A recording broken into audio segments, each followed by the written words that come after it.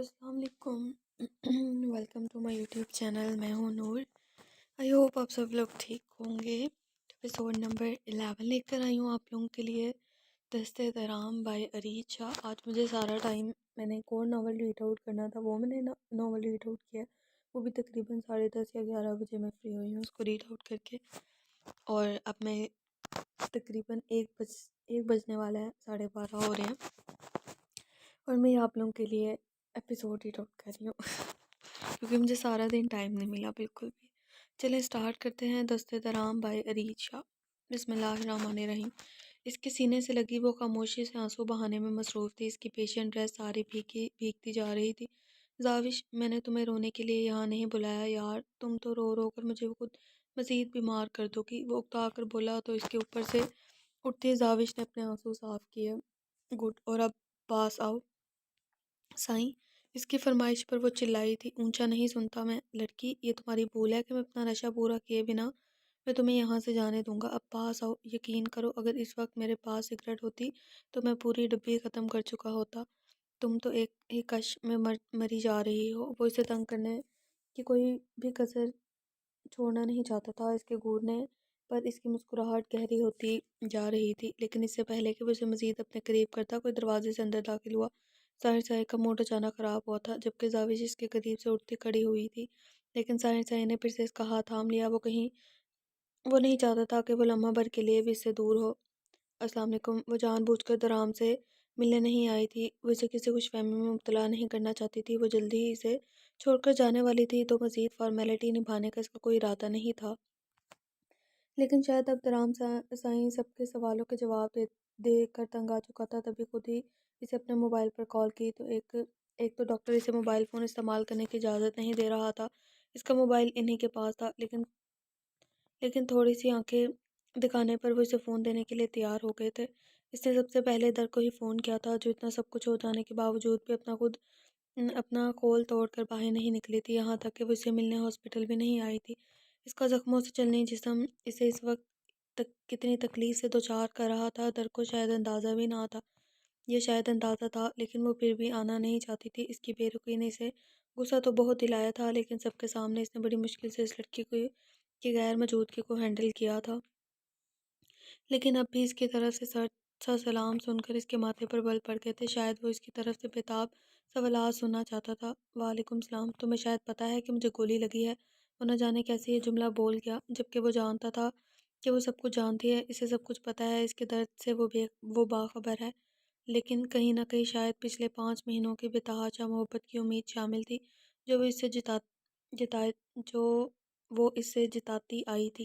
میں بچی نہیں ہوں درام سے، جو کھیل کود کر یہ بات بھول جاؤں گی، مجھے سب کچھ پتہ ہے۔ وہ جیسے بیزار لہجے میں گویا ہوئی، تو اس کے لہجے نے درام سے کو تکلیف دی تھی، لیکن وہ بڑے دل کا مظاہرہ کرتے اسے معاف کرتا، پھر بولا تو میں کیا کروں، آپ کو گولی لگی ہے، وہاں آ کر آپ کی خدمت میں لگ جاؤں تاکہ آپ کو پھر سے فضول محبت کا دورہ پڑ جائے۔ مجھ سے نہیں ہوتے یہ ڈرامے، مزید میں پہلے ہی بتا چکی ہوں کہ مجھے کسی چیز سے کوئی فرق نہیں پڑتا، لیکن بار بار مجھے ان سب چیزوں میں گھسیٹا جا رہا ہے۔ دیکھیں درام سے مجھ سے کسی طرح کی کوئی امید مت لگائیں، افسوس اور دکھ ہوگا آپ کو، آئی ایم سوری اگر آپ کو میرا ہاسپٹل نہ آنا برا لگا، لیکن میں آپ کو کسی بھی طرح کی جھوٹی امید نہیں دے سکتی۔ اس کے لہجے میں ذرا برابر مروت نہ تھی، لیکن دوسری طرف سے درام سے اپنا غصہ ضبط کرتے جب بولا تو در کی بولتی بند ہو گئی۔ اچھا، تم مجھے کسی غلط فہمی میں مبتلا نہیں کرنا چاہتی تو یہ رو رو کر جھوٹے آنسو بہا کر میرے گھر والوں کو کیوں متاثر کر رکھا ہے تم نے؟ وہ سب تمہارے سگے تب ہیں جب میں تمہارا کچھ لگتا ہوں، اگر تم مجھ سے یہ تعلق نہیں رکھنا چاہتی تو ان کے سامنے ڈرامے کیوں کر رہی ہو؟ اپنے یہ آنسو، یہ بے قراری مجھے دکھاؤ ظالم جانم سائیں، ہو سکتا ہے میں تم پر ترس کھا کر تمہیں تمہاری من چاہی چیز دے دوں، میرے گھر والوں کے ہاتھ میں کچھ نہیں ہے جن کے سامنے تم ڈرامے کر کے اپنی مطلوبہ خواہش پوری کرو گی۔ یہ آنسو سے گھائل آنکھیں مجھے دکھاؤ، یقین کرو اور کچھ حاصل ہو یا نہ ہو، اپنی قربت سے تمہیں مہکا دوں گا، وصل کے لمحات میں تمہیں خود سے غرور کرنے کا موقع دوں گا۔ اب مزید گھر والوں کے سامنے آنسو بہانے کی ضرورت نہیں ہے، اگر ڈرامے بازیاں کرنی ہے تو یہاں آ کر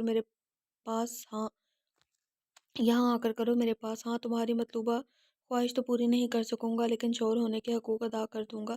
ٹانگیں قبر میں لٹکی ہوئی ہیں اور وہاں پر بھی آپ کو یہ بے बेहूदगी ही सूझ रही है। कुछ शर्म करे, हॉस्पिटल के बिस्तर पे पड़े हैं। वो इसकी बात काटते हुए इसे शर्म दिलाने लगी थी, क्योंकि दूसरी तरफ इसके कानों की लू तक सुर्ख हो गई थी।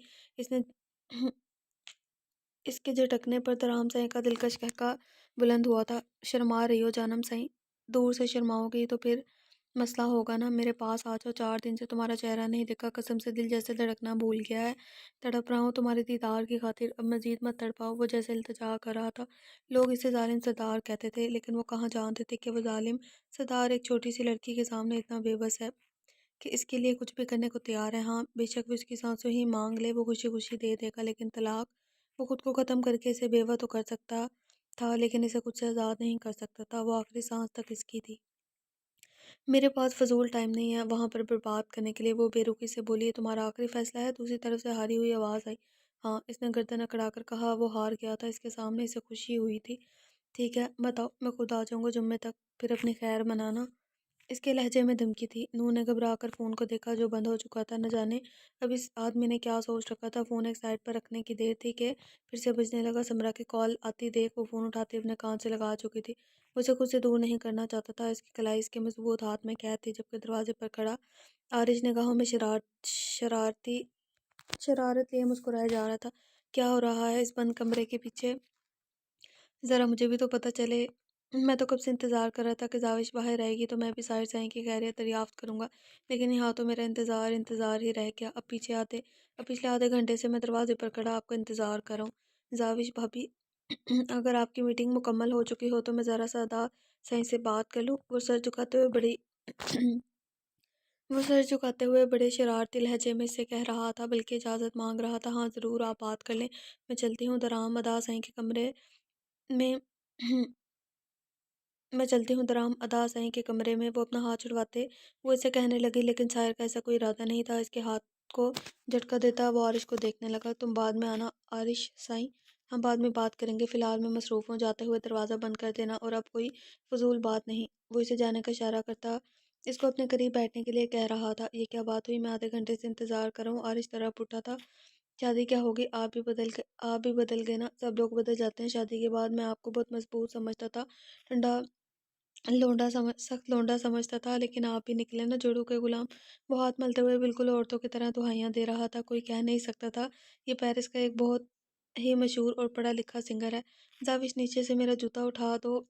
वो हाथ नीचे की जानिब करता जाविश से कहने लगा, तो वो इसे कुछ भी समझने का मौका दिए बिना कमरे से बाहर निकल गया। जबकि जाविश मुस्कुराते हुए इसे जाते देखकर साहिर शाह की जानिब मुतवज्जह हुई। आरिश के बारे में वो ज़्यादा कुछ भी नहीं जानती थी, सिर्फ इतना पता था कि वो इसके 2 कज़न पेरिस में भी हैं।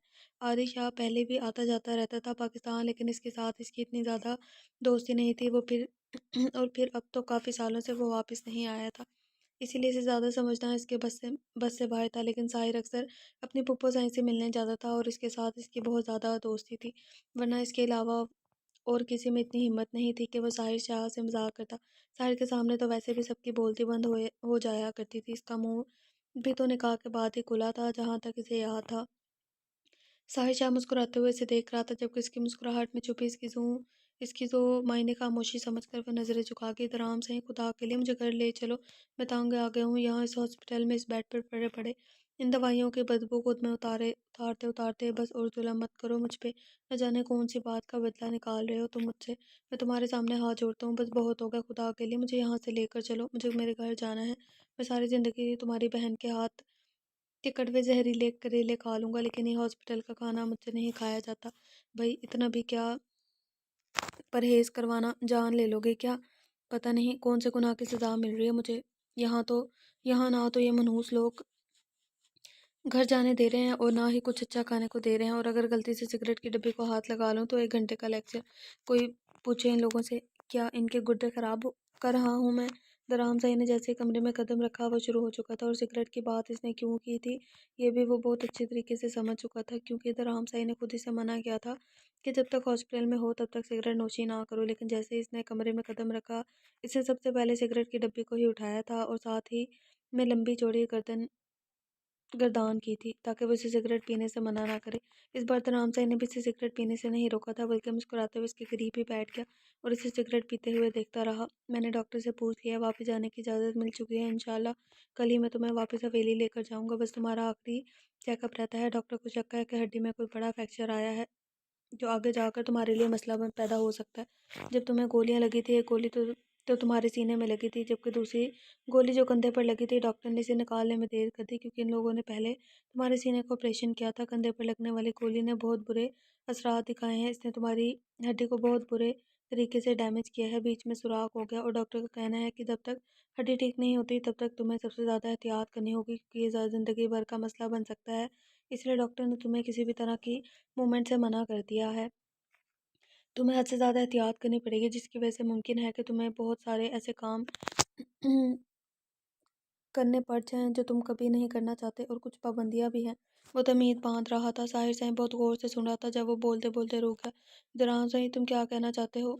बात क्लियर करो यार। पहले ही मुझे ये हॉस्पिटल में बैठे-बैठे इतने झटके दिए जा रहे हैं कि मैं हर रोज़ नए झटके के लिए तैयार रहता हूँ।" वो इसे कुछ कहने के लिए अल्फ़ाज़ ढूँढते देखकर खुद ही इसके लिए आसानी पैदा करता पूछने लगा, "मैं तुम्हें कुछ नहीं कह रहा, बस ये बता रहा हूँ कि बाबा साईं ने एक फ़ैसला किया, जो तुम्हें चाचू साईं खुद बताएँगे।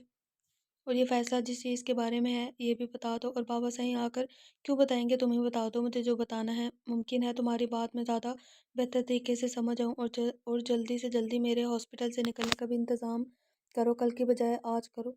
10 दिन से इस हॉस्पिटल में पड़ा हूँ, बिल्कुल इसी तरह इसकी ज़िंदगी गुज़ार रहा हूँ जैसे मैं हॉस्पिटल में नहीं बल्कि जेल में हूँ। वो इसे अपनी कंडीशन बताते हुए बोला, तो राम साईं के चेहरे पर दिलकश मुस्कुराहट बिखर गई। अब जो भी बातें हैं चाचू सही खुद आकर करेंगे, फ़िलहाल मैं निकल रहा हूँ, डॉक्टर से ज़रूरी बात करनी है। उसके करीब से उड़ता दरवाज़े तक गया। जब ज़ाहिर साई ने इसे पुकारा, इसने चेहरे पर मुड़कर देखा, चेहरे पर मुस्कुराहट थी। "खैरियत तो है दराम सही? हम 10 दिन से यहाँ हॉस्पिटल में पड़े हैं और तुम्हारी बीवी ने झाँका भी नहीं। तुम दोनों के बीच सब कुछ ठीक तो है ना? अगर गलत भी होता तो वो शायद तुम्हें देखने के लिए ज़रूर आती।" इसके दिमाग में 10 दिन से यही सवाल चल रहा था कि नूर हॉस्पिटल क्यों नहीं आई थी, इसीलिए इससे पूछ बैठा, जबकि इसके सवाल पर वो मुस्कुरा दिया।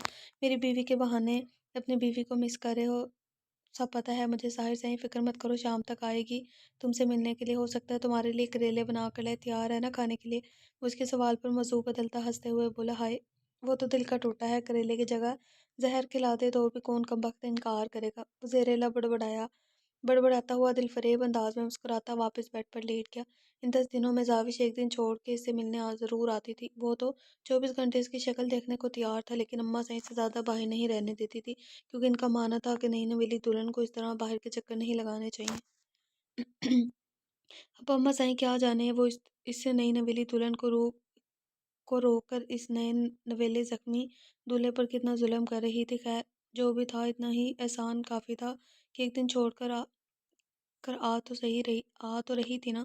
इसकी निगाहें ठंडी हो जाती थी इसका दीदार करके।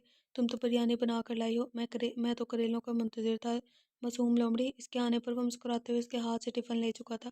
शुक्र था कि कुछ तो खाने को मिला, वरना हॉस्पिटल के खाने खा कर तंग आ चुका था। "मुझे पता है आपको करेले बिल्कुल भी पसंद नहीं, ख़ासकर मेरे हाथ के बिल्कुल भी पसंद नहीं है, लेकिन मैं अच्छे करेले बनाना सीख लूँगी, आप एक बार घर तो आएँ।" वह फर्माबरदार बीवी की तरह इसके पास बैठती बोली थी, जबकि बाबा साईं मुस्कुराते हुए दोनों की गुफ्तगू सुन रहे थे, जो कि बहुत कम आवाज़ में होने के बावजूद भी आसानी से इनके कानों तक रसाई हासिल कर रही थी। इसके लिए खाना निकालते हुए थोड़ा-सा सालन इसके हाथ पे गिर गया, तो वो उठकर अटैच वाशरूम में धोने चली गई, तो बाबा साईं इसके पास आ बैठे। वो जानता था उन्होंने इससे बहुत ज़रूरी बात करनी है। "जी" बाबा साईं बोले, "मैं वैसे भी आपका इंतज़ार कर रहा था, जल्दी से बताएँ वो बात जो आप मुझसे करना चाहते थे।" तो राम साईं अधूरी बात बता कर चला गया। तो तो आप बताएँ क्या हुआ है? कौन-सी हड्डी को क्या मसला हुआ है? अब आप तफ़सील से बताएँ, आपको परेशान होने की ज़रूरत नहीं है, आपका बेटा कमज़ोर नहीं है। नहीं बेटा, ज़्यादा परेशानी वाली बात नहीं, बस डॉक्टर ने 1 महीने के लिए हर चीज़ की मूवमेंट बंद कर दी है, मतलब हर तरह की। तुम अपनी इस हड्डी को किसी तरह की कोई तकलीफ़ नहीं दे सकते, और तुमने अपना बहुत ज़्यादा ख़्याल रखना है, बाबा साईं से समझाते हुए बोले। जी बाबा साईं, मैं अपने कंधे को बिल्कुल मूव नहीं करूँगा, क्योंकि हाथ हिलाने से वाक़ई मुझे काफ़ी ज़्यादा तकलीफ़ होती है, और कल तो घर चला जाऊँगा तो खुद ही आहिस्ता-आहिस्ता ठीक हो जाएगा। इसने इन्हें यकीन दिलाते कहा, तो उन्होंने नफ़ी में सर हिलाया। "मैं इस तरह की मूवमेंट की बात नहीं कर रहा, मैं तुम्हें कुछ और बताना चाह रहा हूँ। वो फिर से बात अधूरी छोड़ के, जी बताएं आप क्या बात करना चाहते हैं। इसकी अधूरी बात छोड़ने पर वो फिर से सवाल करने लगा तो बाबा साईं का दिल चाहा कि वो अपना सर पीट ले। ठीक है, क्लियर बात करता हूँ, तुम एक माह तक जाविश के साथ किसी तरह का रिश्ता नहीं बना सकते। वो उसे देखते हुए इस कदर सीरियस अंदाज में बोले कि सामने बैठे शख्स को सच में झटका लगा था। 1 महीना? बाबा साईं आप क्या कह रहे हैं? क्या आप ये कहना चाहते हैं कि मैं 1 महीने तक जाविश के हकूक भी पूरे ना करूँ? जाविश मेरी बीवी है बाबा साईं, मैं इसके साथ ऐसी नाइंसाफ़ी नहीं कर सकता। साहिर साईं, जाविश बीवी है, बच्ची नहीं, समझ आएगी। और जहाँ तक तुम अपना एतराज़ उठा रहे हो ना, तो तुम्हारे अपने अंदर चोर है, वरना वो बच्ची बहुत समझदार है। 1 महीने के अंदर तुम्हारा प्लस्तर खुल जाएगा, तुम्हारी हड्डी सेट हो जाएगी, ये भी अपनी जगह पर आ जाएगी। फिर तुम दोनों हनीमून पर चले जाना और सुकून से ज़िंदगी गुजारना। सिर्फ 1 महीने की बात है, वो उसे समझाते हुए बोला। क्योंकि ये बात तो वो खुद ही समझ गए थे कि जाविश के मामले में इनका बेटा खुद ही बेसब्रा हुआ है और यकीनन जाविश के असूल के लिए वो अपनी तकलीफ की परवाह हरगिज़ नहीं करेगा। मतलब हद होगी, गोली क्या लगी, बीवी के साथ ताल्लुकात ख़त्म। ये डॉक्टर गवार खुद कोई शदीद ये डॉक्टर गवार खुद कोई शदीद कुंवारे हैं, रोज़ नए असूल बना कर रखे हैं। ऐसा कोई कोई रूल नहीं होता मेडिकल में, बंदा अपनी बीवी को ना देखे, ना बात ना करे। बात भी करो और देखो भी, बस हाथ मत लगाओ। बाबा साईं इसकी बात काटते हुए बोले तो इसने बड़े अजीब अंदाज में इन्हें घूरा था।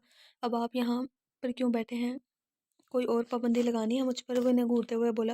मैं तुम्हारा दुश्मन नहीं हूँ साहिर साईं, आप दोस्त भी नहीं हैं। वो इसके और इसके बाद तो बिल्कुल भी नहीं है, वो जताते हुए बोला। तो मैं क्या समझूँ, तो मेरी बात को समझ गए? नहीं, मैं कुछ नहीं समझा, ना ही मैं आपकी कोई बात मानने वाला हूँ। वो इनकार कर चुका था जब जाविश दरवाज़ा खोलकर अंदर दाखिल हुई और बर्तन इसके करीब से उठाने लगी। खाने का दिल तो वैसे भी इसका नहीं कर रहा था कुछ भी। रात यहीं पर रुक जाओ, सुबह साथ चलेंगे। बाबा साईं के इशारे पर जाविश ने जाने के लिए उठना चाहा तो वो इसका हाथ थाम कर रोकने लगा। नहीं, अब सुबह घर पर ही मिलेंगे। वैसे भी आप आ ही जाएँगे और इस सोफ़े पर मैं ठीक से सो भी नहीं पाती, सारी रात नींद नहीं आती और वैसे भी आपके आने की भी तैयारी करनी है ना। नज़र चुराते हुए इसके करीब से बर्तन उठा चुकी थी। ठीक है, भई हर कोई अपनी मर्ज़ी करता है। बिस्तर पर जो पड़ गया हूँ, जो दिल में आए करो, मेरी सुनता कौन है? वो इसे घूरते हुए नाराज़गी से वापस लेट गया। पिछले कुछ दिनों से वह ऐसा ही हो गया था।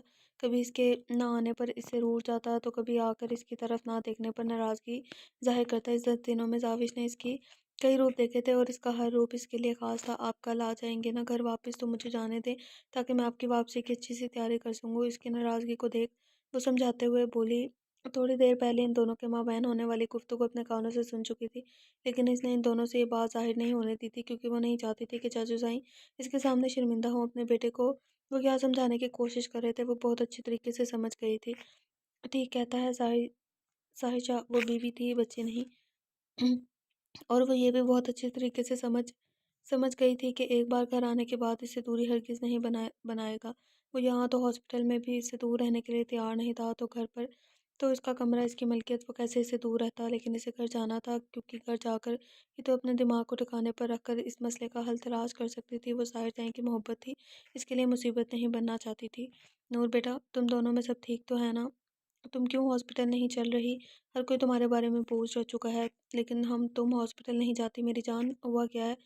तुम्हें अम्मा साईं तुम्हें अम्मा साईं से अपने पास बिठाते से सवाल करने लगी। आज इनके सवाल से बचना नूर के लिए मुमकिन नहीं था। रोज़ कोई ना कोई बहाना बनाकर वो इनके करीब से उठ जाती थी, लेकिन आज ऐसा ना हुआ था। कोई बात नहीं है और ना ही कोई नाराज़गी। अम्मा साईं, वो मैं तो राम साईं को ज़ख्मी हालत में बेड पर पड़ा देख नहीं सकती, इसलिए मैंने हॉस्पिटल जाने का बिल्कुल नहीं किया। इसीलिए मैंने हॉस्पिटल जाने को तवक्को नहीं दी। वो आँखों में आँसू लाए बड़ी मुश्किल से इनके सवालात के जवाब दे रही थी। हाय मेरी बच्ची, मैं तेरा दुःख समझ सकती हूँ। बड़ा मुश्किल होता है सर के साईं को ऐसी हालत में देखना, लेकिन अल्हम्दुलिल्लाह राम साईं बहुत बेहतर है और कल वो दोनों घर वापस आ जाएँगे। तुम परेशान मत हो, अल्लाह सब बेहतर करेगा। कल आ जाएगा तेरा सर का साईं वापस। वो इसे अपने सीने से लगाती प्यार से बोली। तो मुस्कुराते हुए उनके करीब से उठकर अपने कमरे में जाने लगी, लेकिन अभी दरवाजे तक ही पहुंची थी कि इसका सर बुरी तरह से घूमा था। सर चकराने पर इसने दीवार का सहारा लेते हुए एक नज़र अम्मा साईं को देखा, जो बेड पर लेटी दूसरी तरफ करवट ले चुकी थी। इसने एक ठंडी सांस खारिज की और अपने चकराते सर को संभालते अपने कमरे की जानिब आ गई थी। क्या मसला है खान? क्यों बार बार मुझे फ़ोन कर रहे हो? बता चुकी हूँ तुम्हें, नहीं हुआ काम। हर कोई उठने बैठने पर सवाल करता है, कैसे जाऊँ मैं साहिर साईं के कमरे में? अब तो जाविश वहीं पर रहने लगी है। ना तो वो साहिर साईं के कमरे से बाहर निकलती है और ना ही वो उस कमरे में जाकर लॉकेट तलाश कर सकी हूँ। وہ بڑی بی بی سائی نے کہہ دیا ہے کہ سہاگ کا کمرہ اس طرح سے ویران اچھا نہیں لگتا، اسی لیے بہتر ہے کسی کمرے میں جا کر ہے، اور آج کل زاوج اس کمرے میں رہ رہی ہے۔ اسے پوری طرح سے تفصیل بتاتے ہوئے بولی، تم ہو ہی نکمی پلوشہ خان، جب نے تم کو کہا تھا کہ 10 دن پہلے تمہارا پاس ایک بہترین موقع تھا، سب لوگ چلے گئے تھے گھر سے ہاسپٹل میں، تمہیں وہاں چلے جانا چاہیے تھا، تم ڈھونڈ کر لے بھی آتی، گھر میں کوئی بھی نہیں تھا، اتنا بہترین وقت گوا دیا۔ دوسری طرف سے خان غصے سے بولا تھا، اس دن میں کچھ نہیں کر سکتی تھی خان، تمہیں سب سمجھ میں کیوں نہیں آتا، اس دن نور بی بی گھر پر تھی، اور وہ لڑکی جو مجھے مشکوک لگتی ہے، مسکان، وہ بھی۔ نور بی بی نے تو ایک سیکنڈ کے لیے بھی آگے پیچھے نہیں دیکھا، سارا دن وہیں باہر بیٹھی رہی صوفے پر، نہ تو میں ان کے سامنے سے طاہر سائیں کے کمرے میں جا سکتی تھی اور نہ ہی بالکنی کے دروازے کی چابی میرے پاس موجود تھی، اور بالکنی میں جانا اتنا آسان نہیں، طاہر شاہ کا کمرہ دوسری عمارت پر ہے۔ وہ اسے سمجھاتے ہوئے اپنی سوال پیش کرنے لگے، جبکہ خان نے دوسری طرف سے غصے سے فون ہی بند کر دیا۔ اس کی حرکت پر غصہ تو اسے بھی بہت آیا، لیکن وہ کر کچھ نہیں سکتی تھی۔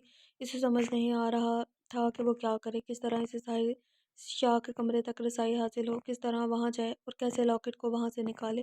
ایک تو اس دن اپنی اتنی تلاشی کے باوجود بھی اسے وہ لاکٹ نہیں ملا تھا، نہ جانے کہاں چھپا کر رکھا تھا۔ طاہر شاہ نے مردان خان کی آزادی کا ثبوت، مردان خان بے گناہ تو ہرگز نہیں تھا، لیکن نہ جانے اس لاکٹ میں ایسا کیا تھا جو ان کو ہر حال میں چاہیے تھا۔ پلوشہ کو سب تو نہیں پتہ تھا، لیکن جتنا پتہ تھا اس کے مطابق وہ لاکٹ بہت اہم تھا۔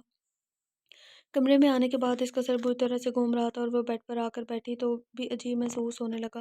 وہ چکراتے سر کے ساتھ بیڈ پر لیٹ گئی، لیکن ابھی سے لیٹے ہوئے تھوڑی ہی دیر ہوئی تھی کہ اسے وامٹنگ آنا شروع ہو گئی، تو جلدی سے باتھ روم کی جانب بھاگی تھی۔ وہ وامٹنگ کے ساتھ ساتھ اسے رونا بھی آ رہا تھا، نہ جانے کیوں، لیکن اس کا دل بہت خراب ہو رہا تھا۔ باہر اس نے اپنے چکراتے سر کو تھام کر ایک بار پھر سے بیڈ پر گر پڑی تھی۔ ظالم سائیں، لگتا ہے آپ نے بد دعا دے ڈالی، اتنی زیادہ طبیعت خراب ہو گئی، لگتا ہے صبح مجھے ہاسپٹل جانا پڑے گا۔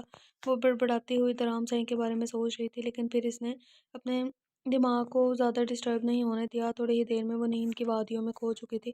گھر میں ان کا بہت گرینڈ ویلکم کیا گیا تھا، گھر کے تمام فرد وہاں موجود تھے، ڈول باجے بجائے گئے، آخر گھر کے 2 جوان بیٹے موت کے منہ سے واپس آئے تھے، صدقہ خیرات شروع ہو چکا تھا، کالے بکرے صدقے کی نیت سے منگوائے گئے تھے، پورا گاؤں ان کی خیر خیریت دریافت کرنے کے لیے باری باری آ رہا تھا۔ درام سنگھ کو بہت زیادہ چوٹ نہ لگنے کے باوجود بھی ان کے چاہنے والے بار بار آ کر مل رہے تھے، آخر وہ گاؤں کا سردار تھا، سب کے لیے اہم تھا، یہاں تک کہ بزرگ خواتین اور حضرات آ کر اس کا چہرہ چومتے آنسو بہا رہے تھے۔ ان سب کے لیے درام سنگھ کتنا اہم تھا، اس بات کا احساس شاید اسے بھی آج ہی ہوا تھا، ورنہ وہ تو اپنی ہر طرح کی تکلیف یا دکھ میں اپنے گاؤں والوں کو شامل نہیں کرتا تھا۔ گاؤں والوں کو تو کیا، وہ اپنے درد کی خبر اپنے گھر والوں کو بھی نہیں ہونے دیتا تھا۔ وہ کسی کو کبھی اپنی وجہ سے تکلیف دینے کا روادار نہیں تھا۔ اس کی یہی کوشش ہوتی تھی کہ وہ ہر کسی کے چہرے پر مسکراہٹ لائے، ہر کسی کی تکلیف کو دور کرے، نہ کہ کسی کی آنکھوں کے آنسو بن کر تکلیف دے۔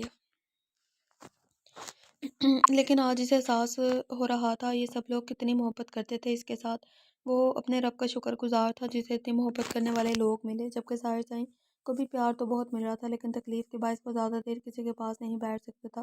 پہلے تو کافی دیر مردان خانے میں بیٹھے رہے، مرد حضرات ان سے ملنے آتے رہے، لیکن جب تکلیف حد سے زیادہ بڑھنے لگی تو اس نے اپنے کمرے میں جانا مناسب سمجھا۔ درام سائیں اور سنان سائیں خود اسے کمرے تک چھوڑنے آئے تھے، جبکہ اس کا کہنا تھا کہ اس کے پاؤں بالکل ٹھیک ہے، وہ خود چل کر اپنے کمرے تک تو جا ہی سکتا ہے، لیکن یہاں کون تھا جو اس کی کسی بات کو سمجھتا، اور ان سب کی محبت اور توجہ کے سامنے وہ خود بھی بے بس تھا، اس لیے خاموشی سے درام سائیں کے کندھے کا سہارا لیتا، جان بوجھ کر اس کے کندھے پر وزن ڈال کر اپنے کمرے تک آیا، جبکہ اس کے انداز پر وہ مسکرا کر اسے روم میں چھوڑ گیا۔ درام سائیں اور سنان سائیں اپنے بیڈ پر آرام کرنے کا کہہ کر خود نیچے جا چکے تھے، جبکہ وہ آرام کرنے کے بجائے پہلے تو زاوج کے آنے کا انتظار کرتا رہا، جو صرف اسے ویلکم کرنے کے لیے دروازے تک آئی تھی، اور پھر نہ جانے کہاں کون سے بل میں جا چکی تھی اس کی چوہیا۔ کافی دیر اس کے انتظار کرنے کے بعد وہ اٹھا اور دروازہ لاک کر دیا۔ دروازے کو اچھے سے لاک کر کے وہ چھت کو دیکھنے لگا، جس میں کمال کی سیلنگ کی گئی تھی۔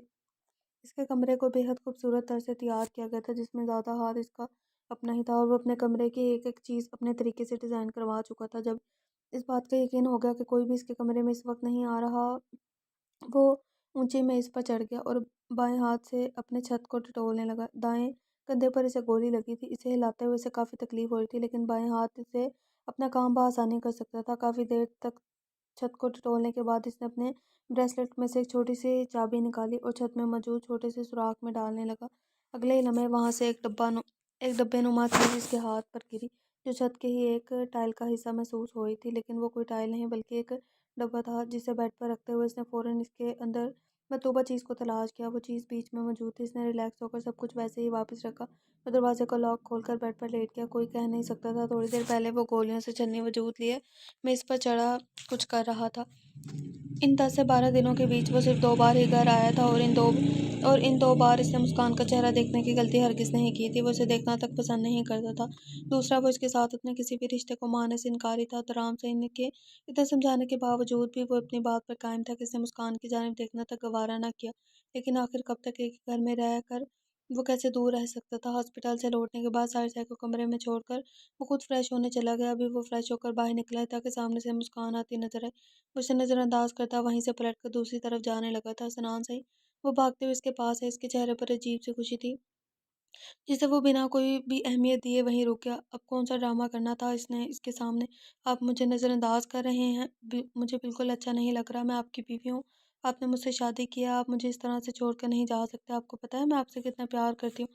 آپ کے لیے میں کچھ بھی آپ کے لیے میں نے کیا کچھ نہیں کیا۔ اور آپ ہیں کہ وہ بے حد معصومانہ انداز میں اس کے پاس کھڑی تھی، اس کے ہاتھ تھامے ہوئے بول رہی تھی، لیکن سامنے کھڑے شخص کو نہ تو اس کی معصومانہ شکل پر یقین تھا اور نہ ہی اس کے لب و لہجے سے کوئی مطلب تھا۔ وہ لمحے میں اس کا ہاتھ سے اپنا ہاتھ جھٹک چکا تھا۔ اپنی حد میں رہو لڑکی، میرے تم سے کوئی لینا دینا نہیں ہے، اور نہ ہی تم میری بیوی ہو۔ میں یہاں صرف اور صرف رام سنگھ کی کرم نوازی اور ترس کھانے کی وجہ سے رہ رہی ہوں۔ یہ مت سوچنا کہ اگر تم نے رام سنگھ کے سامنے اپنی معصومیت کا جھوٹا ڈرامہ کر کے اسے یقین دلا لیا تو میں بھی تم پر یقین کر لوں گا۔ وہ مظلوم لوگوں کو خیر خواہ ہے، کسی پر ظلم ہوتا دیکھ وہ برداشت نہیں کر پاتا۔ لیکن یہ مت سوچنا کہ میں تمہارے ڈراموں پر کبھی بھی یقین کروں گا۔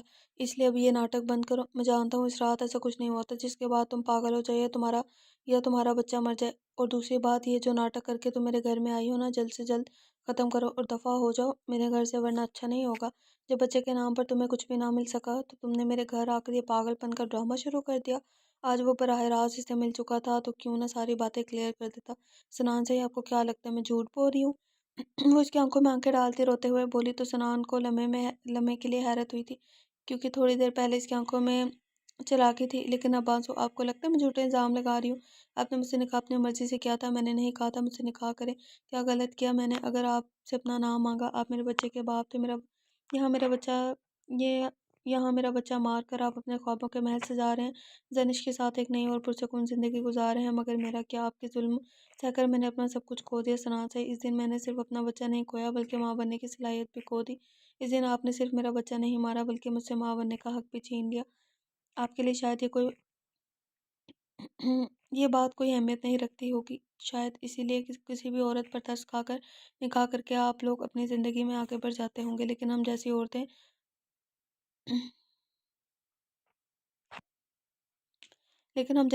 نہیں بڑھ پاتی۔ سنان سے میں جانتی ہوں یہ بات آپ کے لیے کوئی اہمیت نہیں رکھتی کہ آپ کے بچے کی کہ میں آپ کے بچے کی ماں بننے والی تھی، لیکن مجھ سے تو میرا سب کچھ چھین لیا نا، مجھ سے تو میرا سب کچھ چھین لیا۔ آپ نے بتایا میں کہاں جاؤں؟ کیوں مارا آپ نے میرے بچے کو؟ جواب دیں، کیوں مارا آپ نے میرے بچے کو؟ کیوں چھینا مجھ سے میرا بچہ؟ اب وہ اس کے گریبان کو پکڑتے سے جھنجھوڑنے لگی۔ اس کے ڈرامے دیکھ کر سنان کا دل چاہا کہ اس کے منہ پر رکھ کر ایک تماچا لگا کر اس کے اوقات یاد دلا دے، لیکن اس سے پہلے وہ کچھ بھی سمجھتا اس کے بے قابو وجود کو زنش نے سہارا دیا۔ چھوڑو مجھے جانا ہے کہ کیوں اس شخص نے میرا بچہ مار ڈالا۔ کیا قصور تھا میرے معصوم بچے کا؟ کیوں مجھ پر ظلم کیا؟ آج مجھے جواب چاہیے۔ کیوں مجھ سے ماں بننے کی صلاحیت چھینی؟ کیوں میری کوکھ اجاڑ دی؟ جواب دو مجھے سنان چاہ، کیا بگاڑا تھا میں نے تمہارا؟ وہ چلائی جا رہی تھی جبکہ زنش کی آنکھوں میں اسے پہلی بار کچھ اور محسوس ہوا۔ وہ اسے گنہگار سمجھ رہی تھی، اس کی آنکھوں میں بے اعتباری تھی۔ نہیں، اس کی زنش اس پر یقین کرتی ہے۔ اس نے اپنے دل کو سمجھایا جبکہ وہ مسکان کو بہت مشکل سے سہارا دیتی اس کے کمرے تک لے کر جا رہی تھی۔ زنش کو سب کچھ پتہ چل گیا تھا کہ اسے کچھ بھی چھپا نہیں رہا تھا۔ کیا وہ جان گئی تھی کہ مسکان کس طرح اس کے گھر میں آئی تھی؟ کیا اسے پتہ چل چکا تھا کہ مسکان نہ صرف اس کے نکاح میں ہے بلکہ شاید اس کے بچے کی ماں بھی بننے والی تھی؟ اسے اپنے کردار پر یقین تھا، چاہے نشے میں ہی کیوں نہ ہو، لیکن زنش کے علاوہ کسی عورت کو وہ مقام نہیں دے سکتا تھا جو زنش کا ایسے یقین تھا کہ مسکان جھوٹ بولتی ہے، وہ کبھی بھی اس کے بچے کی ماں نہیں بننے والی تھی۔ لیکن وہ پریگننٹ تھی اور ان رپورٹ پر سنان کا نام لکھا تھا، ڈی این اے رپورٹ سنان کے نام کی تھی، اور اب سنان سچ میں پریشان ہو گیا تھا۔ اسے سمجھ نہیں آ رہا تھا کہ وہ زنش سے نگاہیں کس طرح سے ملائے اور کیا وجہ بتائے گا اسے سب کچھ چھپانے کی۔ ظاہر سائیں کو کمرے میں چھوڑ کر وہ اپنے کمرے میں آیا۔ تھوڑی دیر پہلے در تو نیچے ہی تھی اس کے پاس، اس نے اسے اوپر آنے کے لیے نہیں کہا تھا۔ وہ ناراض تھا، لیکن کیا اس کی ناراضگی سے اسے کوئی فرق نہیں پڑتا تھا؟ کوئی فرق پڑتا تھا؟ ہرگز نہیں۔ وہ تو بس کی وہ تو بس کسی بھی طرح اسے دور رہنا چاہتی تھی، لیکن کیا وہ اسے دور رہ سکتا تھا؟ اس کا اپنا دل ہی کمینہ تھا جو اس کے ساتھ دغا بازی کرتا تھا، اور وہ اسے لڑکی کے خلاف نہیں ہونے دیتا تھا۔ پر جس طرح سے اس لڑکی نے اس کے ساتھ دغا بازی کی تھی، اس کے سامنے کوئی اور ہوتا تو وہ اسے چیر کر رکھ دیتا۔ اسے اتنا بڑا فریب دینے والا انسان اس کے دل کے کتنے قریب تھا، اس بات کا در کو اندازہ تک نہیں تھا۔ وہ کافی تھکا ہوا تھا، اسی لیے بیڈ پر لیٹتے اس کی آنکھیں بند ہونے لگی تھی۔ اس نے بھی مزید در کا انتظار نہیں کیا اور اس کا دیدار کرنا چاہتا تھا، اسے بالکل اپنے قریب بٹھا کر اس سے باتیں کرنا چاہتا تھا، لیکن اس وقت سچ میں بہت تھکا ہوا تھا۔ وہ کب نیند کی وادیوں میں اتر گیا، اسے بالکل اندازہ نہیں ہوا۔ نیند کی وادی بہت جلد اس پر مہربان ہوئی تھی اور اپنے بستر پر پڑتے ہی وہ گہری نیند میں اتر چکا تھا۔ اس کی آنکھ کھلی تو اسے عجیب سی آواز سنائی دی تھی، ایسا لگا جیسے کوئی وامٹنگ کر رہا ہے۔ کمرے میں اندھیرا چھا چکا تھا، شاید سوتے سوتے رات ہو گئی تھی۔ وہ یقیناً اس کی تھکاوٹ کا احساس کرتے ہوئے کسی نے اسے جگایا نہیں تھا۔ ابھی تک وہ نیند میں تھا جب اسے پھر سے آواز سنائی دی اور وہ اٹھ کر بیٹھ گیا۔ واش روم کا دروازہ لاک نہیں تھا، لیکن بند تھا۔ اسے زیادہ مشقت نہیں کرنی پڑی، اسے پتہ چل چکا تھا کہ در کی طبیعت خراب ہے۔ وہ تیزی سے اٹھ کر واش روم کی جانب آیا تھا۔ جب وہ تولیے سے منہ صاف کرتے باہر نکل رہی تھی، اسے دیکھتے ہی وہ آگے بڑھنے لگی، لیکن درام نے اس کا ہاتھ تھام لیا۔ کیا ہوا در، تم ٹھیک تو ہو؟ مجھے تمہاری طبیعت ٹھیک نہیں لگ رہی، میرے خیال میں تمہیں ہاسپٹل چلنا چاہیے، تمہارا چہرہ زیادہ سرخ ہو رہا ہے۔ وہ اس کا چہرہ تھامتے ہوئے فکر مندی سے کہنے لگا۔ اس کا چہرہ سچ میں سرخی جھلک رہا تھا اور شکل سے بھی وہ صدیوں کی بیمار لگ رہی تھی۔ اس کے فکر مندانہ انداز پر اس نے ایک نظر درام کو دیکھا اور پھر فوراً ہی اپنے دونوں گالوں سے اس کے ہاتھ جھٹک دیے اور بنا اسے مخاطب کیے باہر نکل گئی۔ در، کیا مسئلہ ہے؟ تمہاری ہر بات برداشت کروں، اس کا یہ مطلب نہیں کہ تم مجھے نظر انداز کرو۔ کچھ پوچھ رہا ہوں تم سے، تمہاری طبیعت کافی زیادہ خراب، ٹھیک ہو؟ میں درام صحیح بالکل ٹھیک ہوں، اور خدا کے لیے میرے سامنے یہ جھوٹی محبتیں نہ جتائیں تو بہتر ہوگا۔ آپ کو ایسا کیوں لگتا ہے کہ میرے سامنے جھوٹے ڈرامے کریں گے تو میں پگھل جاؤں گی؟ اگر آپ کو یہ لگتا ہے کہ آپ اپنے فکر مندانہ انداز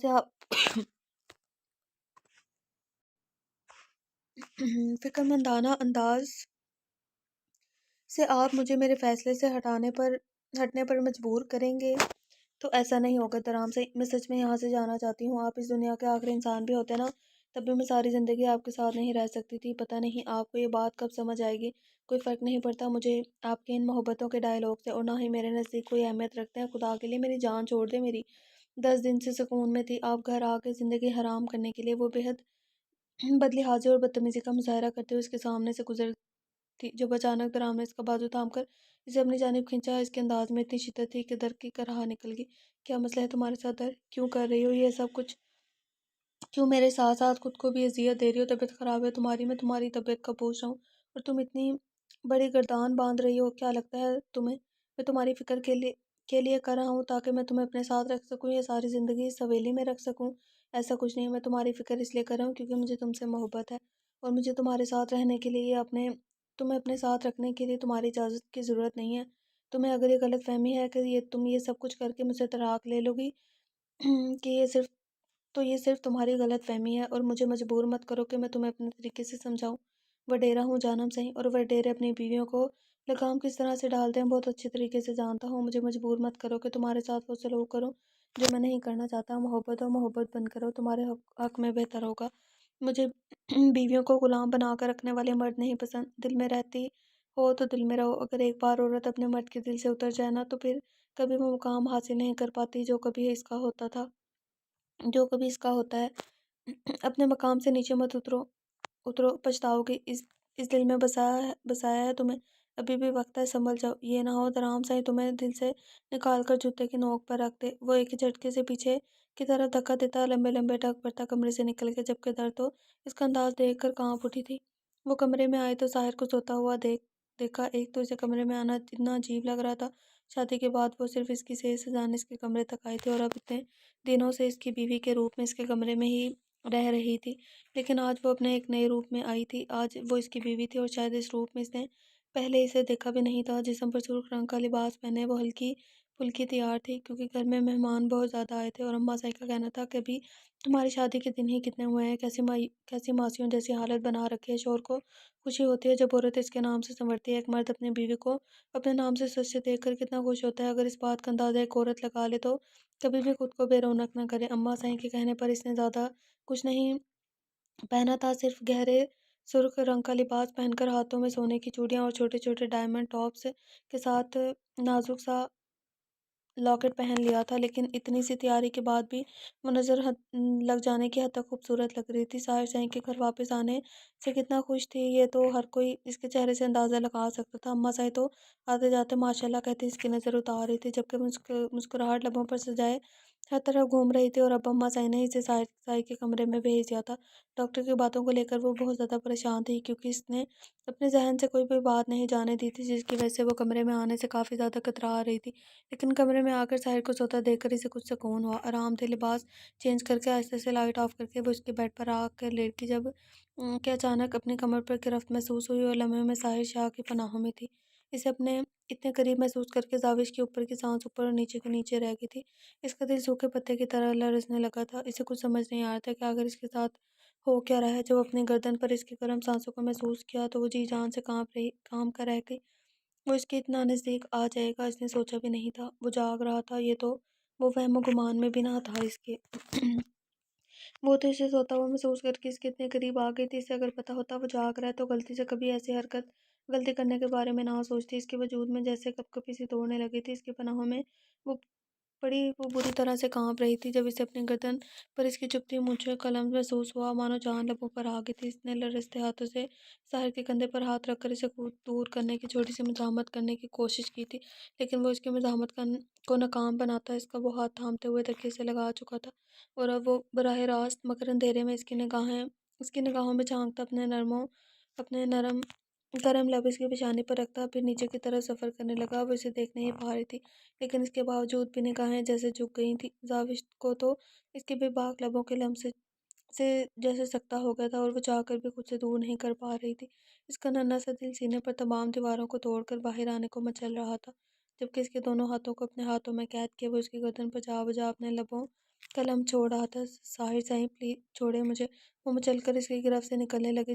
جب دماغ میں ڈاکٹر کی باتیں گھومی اس کی مزاحمت تیز ہونے لگی۔ وہ تو خدا کی کرنی تھی کہ اس کے لمس پر وہ بہکی نہیں تھی، ورنہ بلکہ مچل کر اس کی پناہ سے نکلنے کی جدوجہد کرنے لگی، لیکن سامنے والے پر کون سا کوئی اثر ہو رہا تھا۔ وہ تو مکمل بے خود ہوا اس کے دلکش وجود پر اپنی ملکیت کی مہر لگانے کو تیار تھا۔ اس وقت زاوش کا نشہ اتنا سا چڑھ کر بو رہا تھا کہ اسے درد کی فکر نہ تھی، بس آج اسے زاوش چاہیے تھی، اور کسی بھی حال میں چاہیے تھی۔ کوئی ڈاکٹر اسے اس کی زاوش سے الگ ہونے پر مجبور نہیں کر سکتا تھا، لیکن زاوش ایسا نہیں چاہتی تھی۔ ہاں، یہ سچ تھا کہ وہ تیار تھی اس کے ہونے کے لیے۔ وہ خود بھی تو صرف اس کی ہو کر اس کے کمرے تک پہنچی تھی، وہ کیسے اسے خود سے دور کرتی، لیکن ایسا اس کے لیے ضروری تھا۔ وہ نہیں چاہتی تھی کہ چند پل کی قربت کے لیے وہ زندگی بھر اس کی تکلیف سے گزرے۔ وہ اسے کتنی محبت کرتی تھی یہ تو وہ خود بھی نہیں جانتی تھی، لیکن آج اسے اپنی محبت اس پر ظاہر کرنی تھی۔ مشکل تھا لیکن ناممکن نہیں تھا، اسے یقین تھا وہ اسے روک لے گی۔ ساحر شاہ پلیز ایک بار میری بات سنیں۔ اس نے بھرپور مزاحمت کرتے اسے خود سے دور کرنے کی کوشش کی، تو وہ اسے گھور کر رہ گیا۔ اپنے چہرے کو بھیگتا محسوس کر کے وہ مزید اس کی مزاحمت کو نظر انداز نہ کر سکا۔ کیا اس کی غربت اس کے لیے اتنی تکلیف دہ تھی؟ کیا وہ اس کی پناہ میں آ کر رونے لگی؟ یہ احساس اس کے لیے بے حد اذیت ناک تھا۔ وہ لمحے میں سے الگ ہوا اور پل میں اسے ہٹتے ہوئے لائٹ آن کر چکا تھا۔ اس وقت اسے اتنا غصہ آ رہا تھا وہ بہت اچھی طریقے سے سمجھتی تھی، لیکن وہ بھی کیا کرتی، وہ بھی مجبور تھی۔ اسے اپنے شوہر کی زندگی عزیز تھی، وہ اپنے شوہر کو کبھی بھی کسی بھی تکلیف میں نہیں دیکھ سکتی تھی، ورنہ اسے اس کا جائز حق لینے سے کبھی نہ روکتی۔ کچھ دن پہلے اس رات کو ساحر کی پناہوں میں وہ اسے اپنے آپ کو جتنا انمول محسوس کر رہی تھی، اتنا ہی اپنے محفوظ محافظ کو خود سے قریب محسوس کر رہی تھی۔ جس طرح وہ لمحہ لمحہ اس پر اپنے نام کی مہر لگا رہا تھا، اسے بتا رہا تھا کہ وہ اس کی ذات کا حصہ ہے، ساحر شاہ صرف اس کا ہے، اور صرف ساحر شاہ کی۔ تو وہ اسے اپنے آپ کو کس قدر پرسکون محسوس کر رہی تھی یہ تو صرف وہ جانتی تھی، لیکن اس کی خوشیوں کو شاید اس رات کسی کی نظر لگی، اور کسی کی کالی نظر نے ہی تو آج اسے اس مقام پر پہنچایا تھا کہ وہ اپنے شوہر کی خود سے دور کرنے پر مجبور ہو گئی تھی۔ اپنے نگاہیں جھکائے کیوں بیٹھی ہو؟ بتاؤ مجھے کیا مسئلہ ہے تمہارے ساتھ؟ وہ بے حد غصے سے بھرا ہوا تھا۔ اس کی حرکت اسے کتنی ناگوار گزری تھی یہ تو صرف وہی جانتا تھا۔ اور سب سے زیادہ غصہ اسے زاوش پر آ رہا تھا جو نظریں چکائے آنسو پینے میں مصروف تھی۔ کیا مطلب ہے تمہارا؟ اتنا ضروری نہیں ہے کہیں پر بھی جانم؟ تم آرام کرو، ابھی تمہیں ہاسپٹل سے آئے ہوئے وقت ہی کتنا ہوا ہے، جاؤ اپنے کمرے میں اور آرام کرو۔ آرام سے ہی مجھے مجبور مت کرو میں تمہارے ساتھ سختی کروں۔ آج سچ میں اصغر خان کی آواز بہت عرصے کے بعد اونچی ہوئی تھی، خاص کر کے جب وہ سردار کی کرسی پر بیٹھا تھا۔ تب سے تو گھر کا کوئی بھی فرد اس سے اونچی آواز میں بات نہیں کرتا تھا۔ بابا صحیح سمجھنے کی کوشش کریں، میں صرف آپ کا بیٹا نہیں ہوں، اس گاؤں کا سردار بھی ہوں۔ میرا جانا ضروری ہے، جلد آ جاؤں گا، آپ فکر نہ کریں، آپ جائیں اپنے کمرے میں آرام کریں۔ اور ویسے بھی انصر میرے ساتھ ہے۔ انصر تم بابا صاحب کو کمرے میں چھوڑ کر آؤ، تب تک میں چینج کر کے آتا ہوں۔ اور وہ انہیں کہتا ہے اپنے کمرے کی جانب بڑھ گیا، جبکہ بابا صاحب کو سنبھالنا اب انصر کی ذمہ داری تھی۔ وہ غصے سے کمرے سے باہر تو آ گیا تھا، لیکن گھر سے باہر نکلنے کی بجائے وہی لان میں ٹہلنے لگا۔ جب تھوڑی دیر میں بابا صاحب نے بھی اسے جوائن کر لیا تھا۔ ان سے باتوں میں لگے، انصر نے آ کر اسے ایک اور دھماکے دار خبر سنائی تھی، جس کے باعث اسے بھی 1 گھنٹے میں جرگہ پر پہنچنا تھا۔ وہ کمرے میں آیا تو نور کو بیڈ پر بیٹھے ہوئے دیکھا، اب اسے نظر انداز کرتا نہانے کے لیے چلا گیا۔ ٹھنڈے پانی سے نہانے کے بعد وہ کافی پرسکون تھا۔ اب اسے اپنی روٹھی ہوئی بیوی کو بھی منانا تھا۔ وہ در سے محبت کرتا تھا، اس کی نادانیوں کی وجہ سے وہ اسے نہ تو نظر انداز کر سکتا تھا اور نہ ہی اسے دنیا کے رحم و کرم پر چھوڑ سکتا تھا۔ وہ جانتا تھا اس کی بے جا سکتی یا ناراضگی اسے مزید اسے دور کر دے گی۔ پچھلے 5 مہینوں میں جتنا اسے درام سائی نے سمجھایا تھا، اتنا تو وہ خود بھی نہیں سمجھ پائی تھی۔ درام سائی نفاست سے اپنے بال سیٹ کرتے ہوئے آئینے میں اس حسین چہرے پر نگاہیں جمائے اسے گہری سوچ میں مصروف دیکھ رہا تھا۔ اس کی قاتل نگاہیں پاس پڑے روشن لیمپ کی طرف تھی۔ اس لمحے درام سائی کو اس لیمپ سے بھی جلن ہونے لگی تھی۔ اس کی نظروں کے تعاقب میں وہ بلا کسی اور شے کو کیسے برداشت کرتا، جبکہ اتنے بڑے مجسمہ غرور کو وہ سرے سے نظر انداز کر دیتی تھی۔ اپنے آپ کو اس کی گہری نظروں کے اثار میں محسوس کرتے اسے بساختہ اس کی طرف نظر اٹھا کر دیکھا تو وہ دلکشی سے مسکرا دیا، لبوں پر ایک جاندار تبسم بکھر گیا۔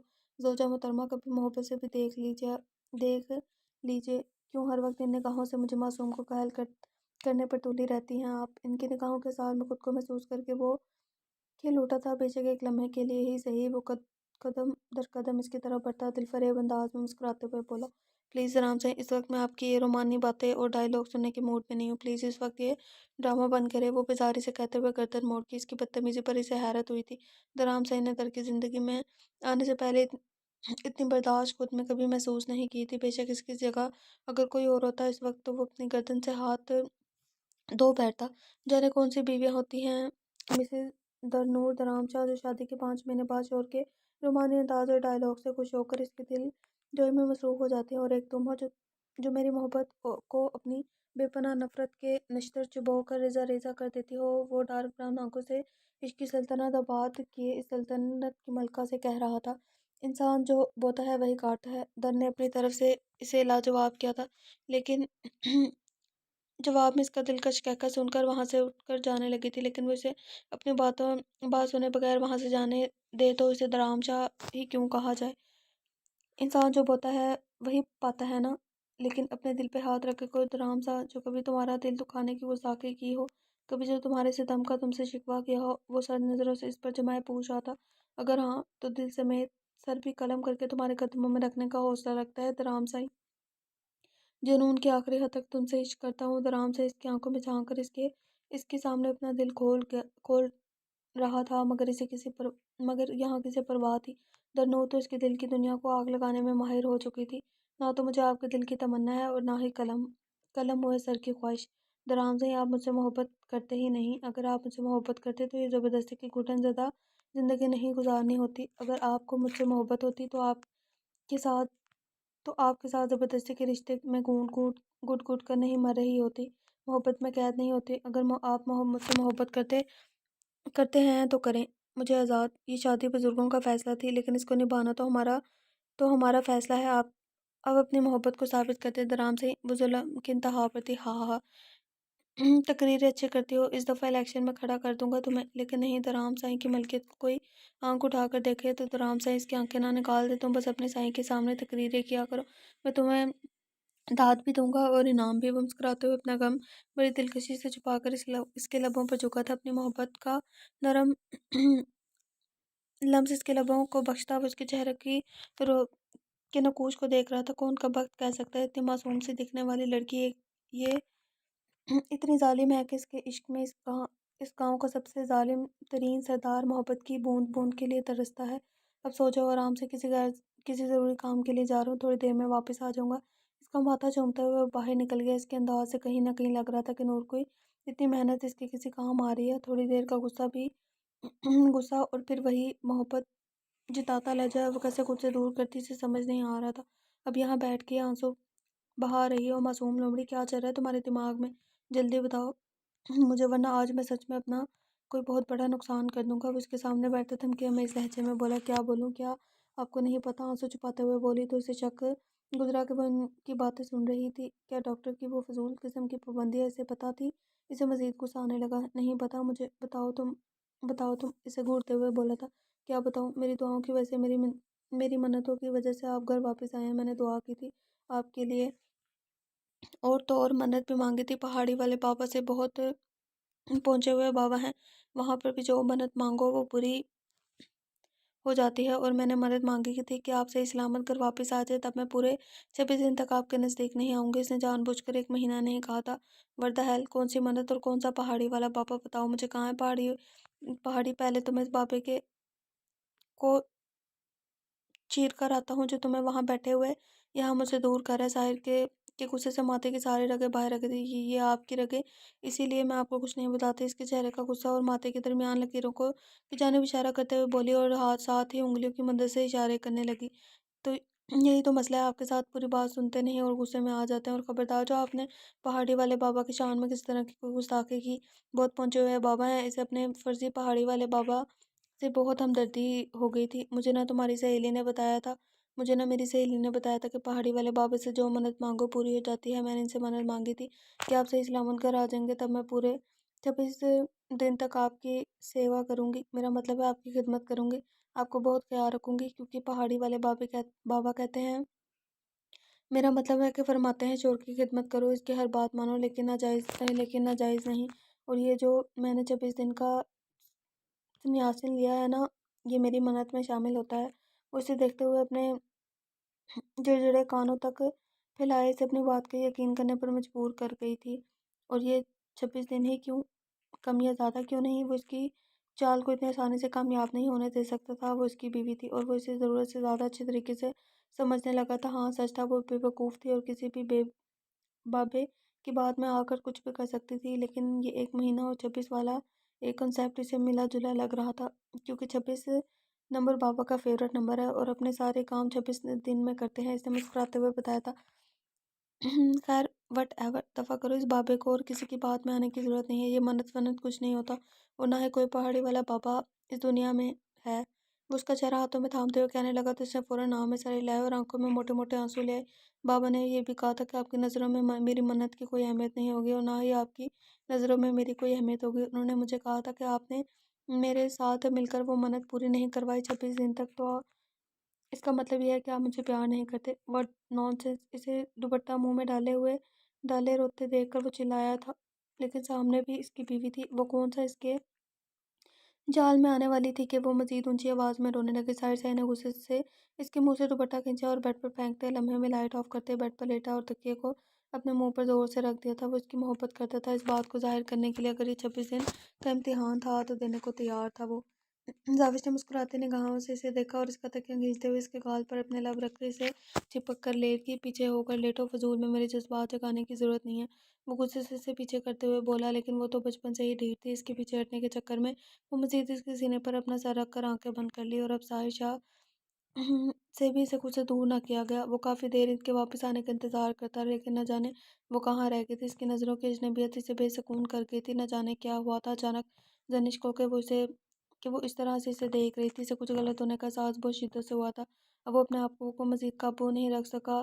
3 گھنٹے سے وہ اس کے کمرے میں انتظار کرتا، لیکن بے چینی تھی جو کم ہونے کا نام نہیں لے رہی تھی۔ آخرکار اس نے خود ہی اٹھ کر باہر جانے کا فیصلہ کیا، چاہے یہ کچھ بھی بھی کیوں نہ ہو جائے، وہ اپنی زرنج کو خود سے دور کرنے کا تصور نہیں کر سکتا تھا۔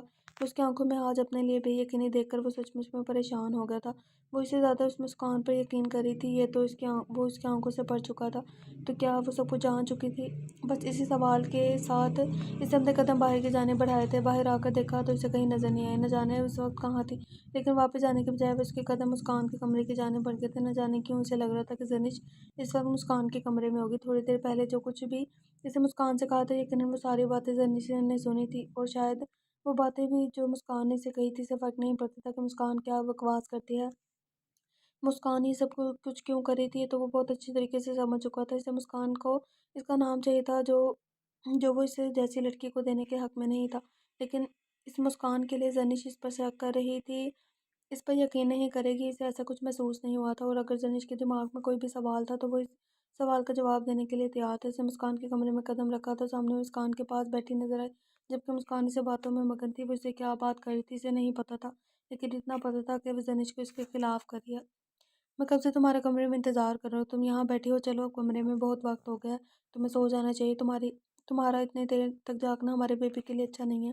وہ اس کے سامنے کھڑے سے مخاطب کرتے ہوئے مخاطب ہوا تھا، دوسری لڑکی سے جیسے کوئی مطلب ہی نہیں تھا۔ میں انتظار کر رہی ہوں مسکان کے سونے کا، تھوڑی دیر میں آ جاؤں گی، آپ جائیں۔ وہ اسے نظر انداز کرتی بولی تو سنان زئی کو آگ لگی تھی، وہ اس سے زیادہ اس جھوٹی لڑکی کو اہمیت دے رہی تھی۔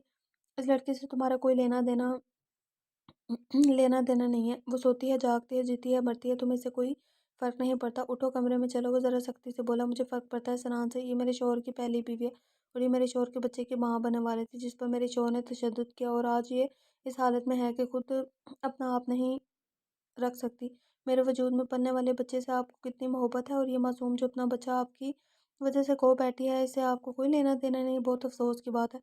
خدا کے لیے جائیں اس وقت یہاں سے، فی الحال میں آپ سے کسی طرح کی کوئی بحث نہیں کرنا چاہتی۔ تو ہم اپنے ایپیسوڈ کو یہیں پر اینڈ کرتے ہیں، کیونکہ میں بہت زیادہ تھک گئی ہوں۔ ملتے ہیں نیکسٹ ایپیسوڈ کے ساتھ، اپنا بہت سارا خیال رکھیے گا، مجھے دعاؤں میں یاد رکھیے گا۔ اللہ حافظ۔